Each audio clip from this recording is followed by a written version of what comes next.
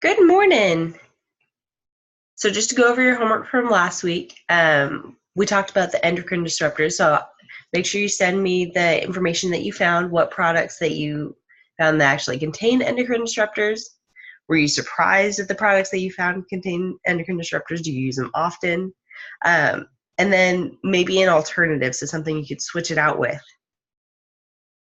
This week, we're going to talk about obesity and trends in nutrition. So there are going to be certain things that we're going to talk about and we're going to cover with each decade. And we're going to go through decades from 1950 because that's when we really start seeing changes. Anything before that doesn't really apply to us as much because when we got into the 30s, we went into more depression era eating, and that doesn't really, it did make differences in our health and the choices that they made later, but it didn't have as much of an effect that we can really look at now, because we aren't looking at depression era type eating at this point. So it's a little harder to see the trends then. From 1950, you can really see the trends in obesity and nutrition. So it's a lot easier to see. So that's why we started with 1950.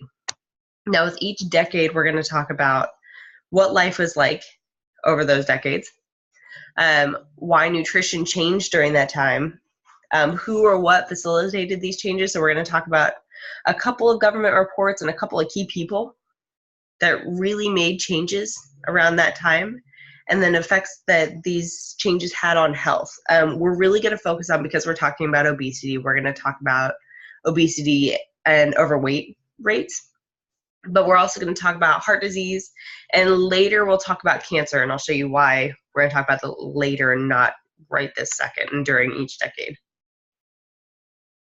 Now for 1950s, first, what was life like in the 50s? We're going to use the 50s as kind of a baseline because only about a third of women worked. So there were about 40,000 employed males versus 15,000 employed females. And very, very few people lived by themselves. So it was very family centered. With that, the women's job for the most part was taking care of the house, right? So that meant a lot of the times they ate at home. And that's very, very, very important when we're going to talk about this later. Most of the time, most meals were eaten at home. The fast food really started to become a thing in the 50s. Most of the fast food chains that you see today have been around since the 50s. But it wasn't something you go to often. It was more of a special occasion type thing. So with that, nutrition you normally got at home. Animal products were a big thing at that point. Eggs, milk, and poultry you normally had daily, especially for people and families who could afford it. That was a big push, especially with milk. About 23% of protein you got from dairy, so eggs and cheese. That is mostly, protein intake was kind of at a low in the 50s. They didn't have as many grain products, but they really focused on animal products to get the low protein that they did. Calorie count was actually at a low in the 50s too. And not because they couldn't get the foods. It was more because a lot of people were working sedentary jobs. So you weren't working as many active jobs as you were beforehand. So you didn't need as many calories, so they just naturally did not eat as many calories. TV was also becoming a big deal. TV dinners started to come out in the 50s. So even though they were eating at home, sometimes they still did have TV dinners. Processed foods started to become popular in the 50s. So we start to see the effects of today from the 50s, because that is when everything started to become popular. We really like processed foods and TV dinners. And animal products were very popular then, but we really focused on whole foods without meaning to. We focused on whole foods because that's what we had. Vegetable consumption was also decently low in the 50s, mostly because you couldn't get it. You had to stick with what was local and what was in season. Now we can go to the grocery store and pick out pretty much anything. It doesn't necessarily have to be in season for us to get it. At that point it did, so you couldn't get all the vegetables that we can get now. I'm going to ask you a couple of whys through the class today. Some of them I I really don't expect you to know, but we're going to make some inferences from the information I'm going to give you. This one, I'm just going to give it to you. A lot of the times you had food at home because the mom stayed at home while the dad worked. That's why there was a lot of meals cooked there. And that's also why we kind of talked about the animal products too. Animal products had a big push because of the farming industry and the USDA. So that there was a big push there and a big push on dairy as well to get all the food from dairy. It was just, that's what you did because that's what you saw in the newspapers. There was a lot of push with the animal product industry. Now, for the effects on health, we're also going to use the 50s as a baseline for health. They didn't even really have obesity rates starting in the 50s. They didn't really test them or check them. Most of them start in the 60s. So roughly 10% of adults were obese, and I think that's kind of a generous assumption. And there wasn't really a whole lot of overweight adults. It's definitely under 30%.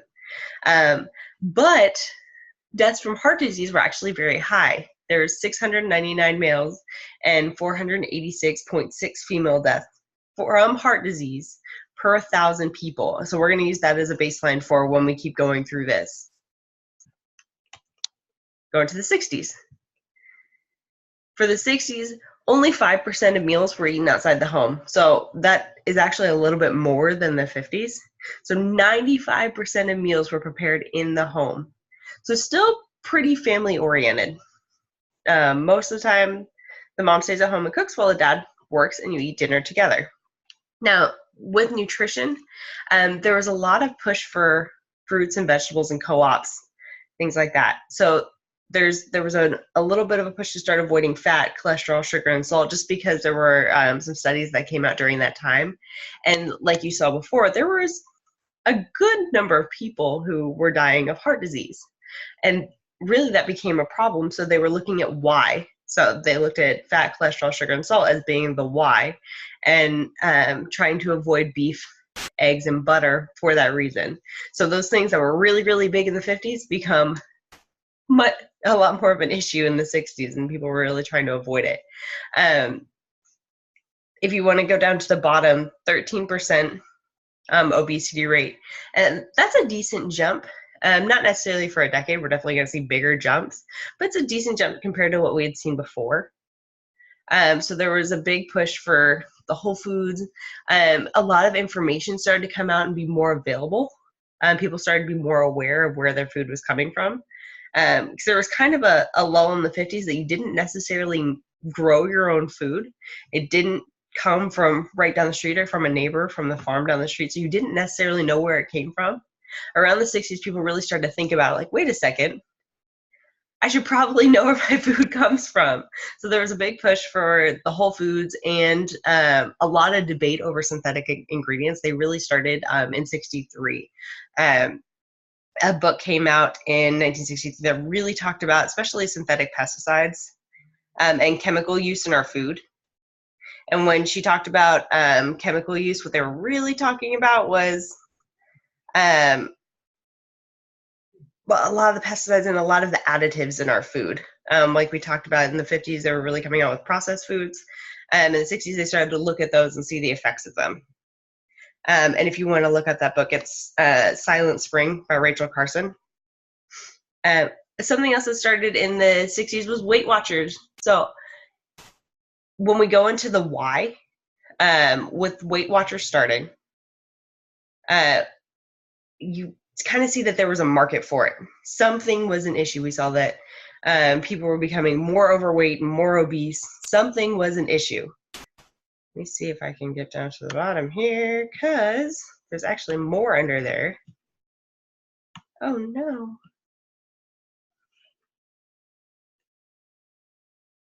That's okay. I'll just tell you. So for heart disease actually decreased during this time from the 50s to the 60s. Was that necessarily because of our nutrition? No. In theory, over the 10 years, a lot of medical advancements have been made during that time. Ambulances came faster.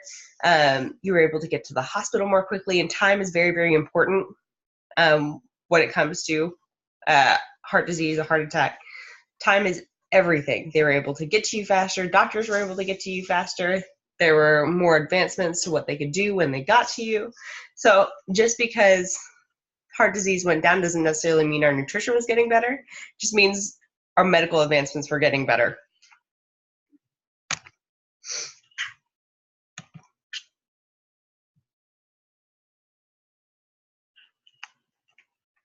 All right. And the 70s. So we jumped from 5% of meals being eaten out to 8% of meals, which really isn't a huge jump. Relatively, that's not that big of a deal. 3% is pretty much nothing when we look at the grand scheme of things. We see that fast food and restaurants are becoming a little more popular, but nothing really crazy until we get to a little bit later. But with nutrition, we really looked at fat becoming an issue. The McGovern report came out in 1977, so that was officially the dietary goals for the United States. The Health and Human Services really latched onto that. There was huge backlash for the McGovern report, especially from animal products, from the beef industry and the dairy industry. So big backlash on that, which in some ways was warranted. The McGovern report kind of pushed for avoidance of dairy and beef when it came to heart disease, and didn't have a whole lot of research to back it up. It was kind of premature when they put it out, but it did talk about the dangers of hydrogenated oil, saturated fat, and excess sugar, which is good. Saturated fat, when it talked about that, it talked about we really didn't know yet, but trans fats started to come out a little bit before this, and that's hydrogenated oil. Hydrogenated oils become trans fats, which we've talked about before. Really, really bad for your heart. Unfortunately, when this report came out, everybody who wasn't the animal products industry ran with it. So there was a lot of issues there because we were coming out with all of this low fat, and really high sugar stuff with trans fats in it that wasn't helping our heart disease at all. But the beef and dairy industry really pushed back on that. And at that point, they had the Health and Human Services Department and the USDA merge to create food guidelines. And that happens a little bit more in the 80s because it took a little bit for all of this to latch on. But in the 70s, we talked more about hydrogenated oil, saturated fat, and excess sugar. Organic foods started to become popular because of the pesticides or the information that we got in the 60s. All the information on the pesticides and was this good for you? Was this bad for us? And diets really started to come out. The Atkins diet came out in the 70s. Slim Fast came out in the 70s. All kinds of diets started then. So we know there's really, really a market for this now. So we really see something becoming a problem. Part of this, not necessarily the diets, but more the whole foods and watching the hydrogenated oil, saturated fat, and sugar, was because of Adele Davis. She is known as the First Lady of Nutrition. She was a huge advocate for unprocessed foods and vitamin supplements. Vitamin supplements started to become popular in the 70s too. Not as popular as they do later, but you really see them starting to poke out. They were mostly unheard of before that. Now, on our health, when it came to heart disease, heart disease was still going down, not a whole lot. It can still be kind of pushed toward medical advancement because that made sense at that time. But obesity is going way up, 15% obese and 32% overweight. And that's a pretty good jump from the 50s, but it's an even bigger jump in the 80s. Now in the 80s, 16% of meals were eaten out. That's a huge jump from the 70s. with only 8%. 16%, it doubled in 10 years. A big thing in the 80s was also microwaves. People had microwaves in their houses at this point, so easy to cook meals were actually possible at that point. You didn't have to, before that, even the TV dinners were put in the oven. I know that sounds like complete craziness, but it happened. So microwaves were a huge advancement for food at that time, and a lot of diet meals focused on being able to be put in the microwave. Now, there was still a lot that really focused on condemning fat and promoting fiber and starches. This is where you really see the McGovern report having an effect, because it started to leak into recommendations. Now, the USDA and the Health and Human Services Department came together to publish the dietary guidelines for Americans in the 80s. I think the first one actually came out in 1980. So they worked together to publish this. Now, that makes it a little bit difficult because it's kind of a conflict of interest for the USDA to be publishing this, but they did. Now, I already gave you the why. The focus shifted to fats and getting more carbs, lots and lots more carbs, because of the McGovern report, and because that really got taken completely out of context. All the McGovern report really said was we need to get more fruits and vegetables, and maybe have fewer animal products, because there was some blame put on them for the rise in heart disease. But we weren't really sure. And probably don't have too much sugar, because that's probably not good for you either. It didn't say anything really definitive, but a lot of it got taken out of context. That's why we see a big change in the 80s. The bigger change in the 80s, there was a decent drop in heart disease, huge increase in obesity. So up to 23% obese and 32% overweight. Now, the rate of people who have been overweight generally stayed the same, and it's still relatively the same as it was then. We're only at about 35% now, but the obesity rate has seriously increased. Now, another thing that we can love the 80s for was fitness. Jane Fonda and Richard Simmons videos really started to come out in the 80s. Aerobics and jazzercise became popular. So a lot of the focus that we had before that, exercising for the point of exercising, and that was it, wasn't really wasn't as important. Most people didn't do it, but with the fitness classes that came out in the 80s, it became extremely popular. You had videos and classes like aerobics and jazzercise, so a lot of people got their workouts in, and that had to do with people really seeing the effects of their sedentary lifestyle at that point. At this point, most people work sedentary jobs. A lot of people work desk jobs. So because of that, they needed an outlet, and they needed something to do, and that became a hugely marketable area for a lot of people. So fitness really became popular at that point. And so in the 80s, you see a huge change in nutrition and fitness at that point. We started to see more fads. And it also helped that at that point where you can see a lot of what other people are doing. Before the 50s, you really had no idea what anybody else was doing at that point when it came to their food. Starting in the 80s, you can really compare with everyone, because we do have the videos and everything else that was being passed around. So this will be a good one for your homework, is to ask your parents about fitness in the 80s.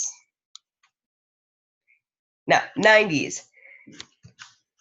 Just as a reminder, 16% of meals were eaten out in the 80s, 27% in the 90s of meals were eaten out.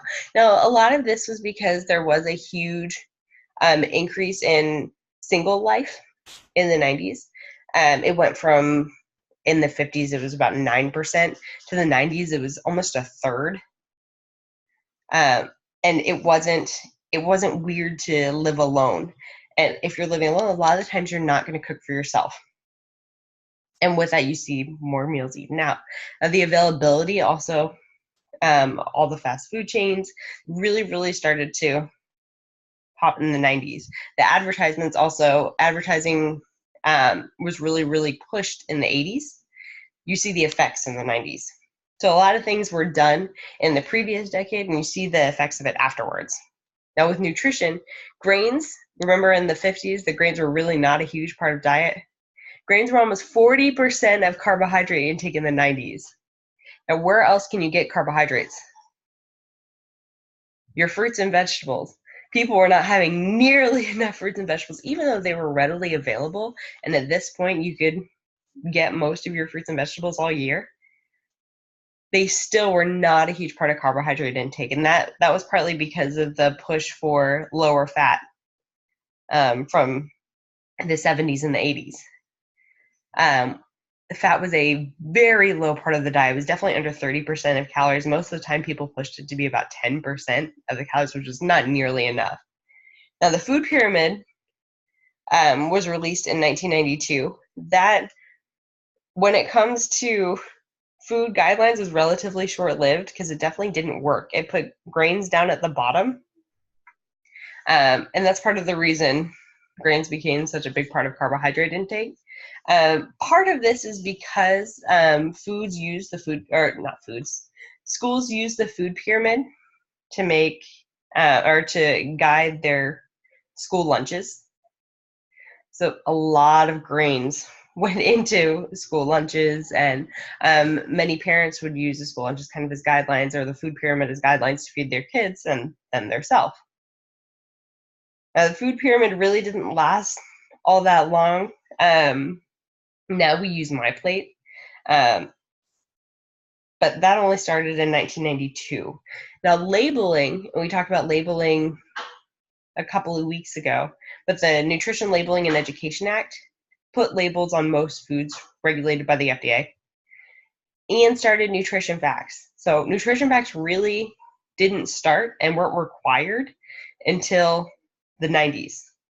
And that's important because it shows that education is becoming more important. Somebody wanted, or enough people wanted to know what was in their food, wanted to know more about their food, that at that point that they felt like they needed to put the nutrition facts on there. And that's great. It means that's a push in the right direction.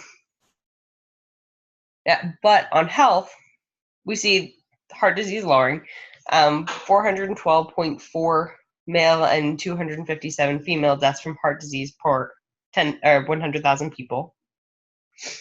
But we've got 31% obese and 33% overweight. That's another big jump. That's another 10% from the 80s. So whatever we are doing, we are not doing a great job when it comes to obesity and overweight. And I use these more as a trend. I didn't use a whole lot of other factors or a whole lot of other markers when it came to our health, mostly because I wanted to show you the trends in obesity since the 50s, but partly because that's an easy marker. A lot of them are going to have more confounding factors, and obesity does as well. And I kind of want you to think about those too. Think about the what can have an effect on obesity: stress, sedentary lifestyle, our food, the quality of food, what foods we're eating, all of this information. Think about especially the information that came out in the 80s that could have had an effect in the 90s. That is a very big jump from 23% to 31% obese. And I didn't put in childhood obesity rates. Those actually didn't start coming out, and they didn't even start bothering to report them really until the 80s, because that's when it started to become a problem. But that'll be something you may want to look into as well. How did childhood obesity rates change? Now we're going to talk about the 2000s. So this wasn't that long ago. So you might actually remember this one.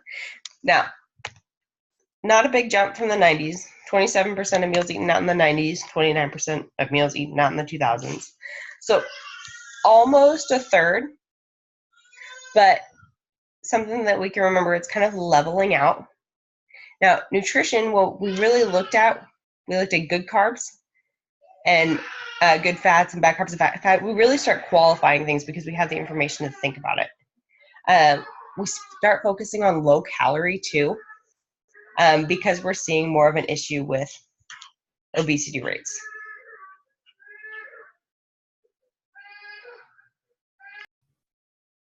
And we really focus on low calorie because we're starting to see the effects of obesity and the problems that's causing for us later in life. You saw we really didn't start seeing a problem with obesity. 10%, really not that big of a deal. 35% is. So we're really starting to see the effects at this point, because this point, our obesity rate's been rapidly rising over the last 50 years. And we're starting to have a lot of more awareness and education surrounding our nutrition. And that becomes a good thing and a bad thing. Good thing, probably because trans fats were added to nutrition labels in 2006. If you remember, they started their ban in California. They should be banned in Texas, I believe, starting next year.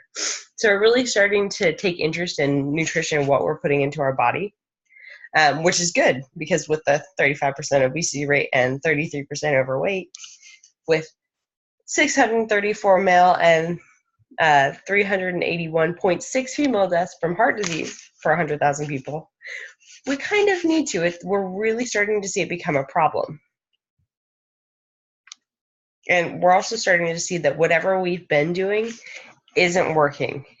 We switched over to MyPlate starting in the late 2000s from the food pyramid. And now, MyPlate wasn't a huge switch, but it did change grains from being the biggest part of our nutrition, which is big.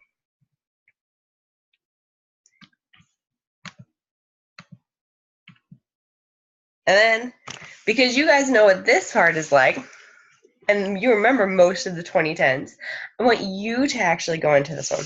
What is life like in 2010? So I want you guys to really, really think about this. What's life like now? What does nutrition look like? We're almost done with it, so you kind of have a pretty good idea of it. Why is nutrition this way? And what effects did this have on our health?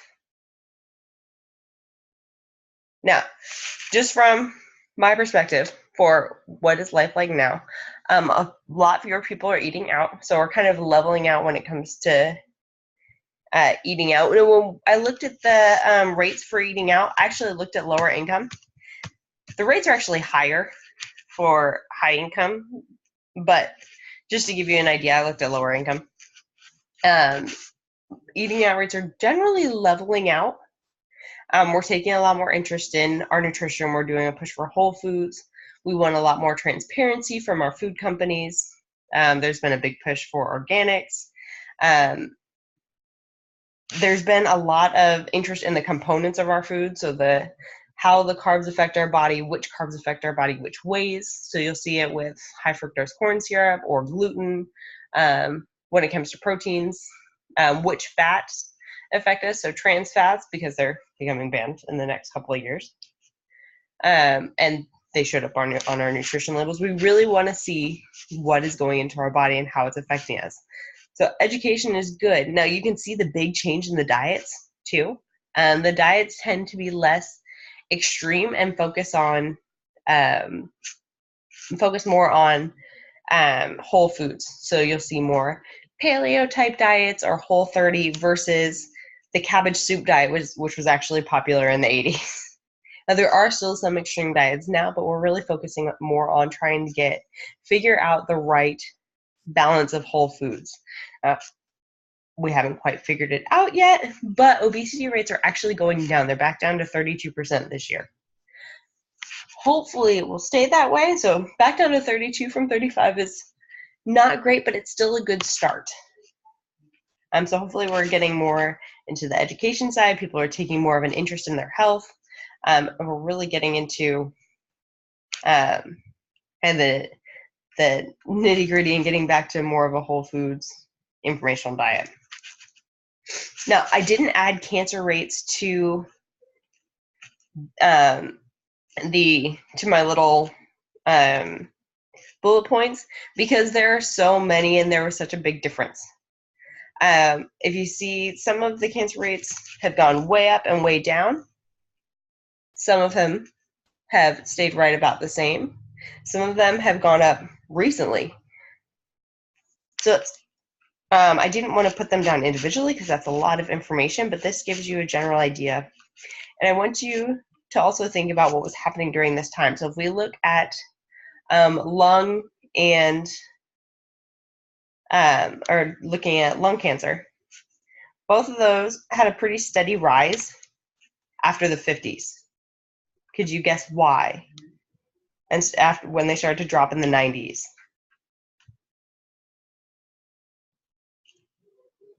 Because smoking was a lot more popular then than it is now. There are a lot fewer smokers now than there were in the 50s.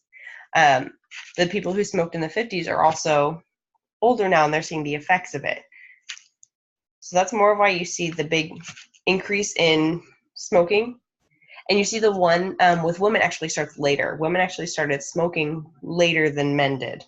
Or it became more popular with women than later than it did with men. So you can see that one's actually starting to drop off now. Whereas with men, it started to drop off in the 90s. You can see with, we talked about endocrine disruptors last week, the cancers that had to do with our endocrine system. So if we're looking at breast cancer, prostate cancer, those actually reached a high right about the mid-90s and started to drop off. Remember in the 80s, you really started to become interested in what was going on with our food and what was around us. That's right about that time when they started to drop off. Now, this one's also kind of hard to read because, like heart disease, we've come a long way with our research and our medical advancements. So we kind of have to look at what had to do with our lifestyle and what had to do with medical advancements. Because this doesn't have to do with cancer altogether. This is only cancer death rates. So that's something I want you guys to think about whenever you're looking at something like this. It doesn't just have to do with the people who have cancer, it's the people who died of cancer. So there are a lot fewer people dying of cancer necessarily now, even though there may be more people with cancer. So that may be something to look into as well. How many people actually have cancer and how has that increased over the years versus how many people have died of cancer? Now, I also brought out the heart disease and cancer rates by gender, because this was also a little bit interesting. If you see the top left one, that one's heart disease deaths in men, and I pulled those from the chart, or pulled those from another chart to put into the PowerPoint and the bullet points. So these pull them from 1970 and afterwards. So if you notice, the information is a little bit different than in the other one that I pulled. So I pulled this one from the NIH, the other one I pulled from the CDC. So there are a lot of different perspectives, especially when you're looking at charts like this and looking at statistics like this, and I want you to make sure you think about those as well, and the other factors that can go into it. So whether it has to do with pollution, there's actually decreased air pollution since the 80s, so that could have an effect on cancer rates as well. Smoking, big effect on lung cancer rates, or medical advancements, also a big effect on both of these. So something to think about when you're looking at these charts and looking at the information that a lot of people will bring up. There's all kinds of factors that go into these, so always something that we want to think about. Now, go back in. What started low-fat diets? We talked about it before. What report started low-fat diets?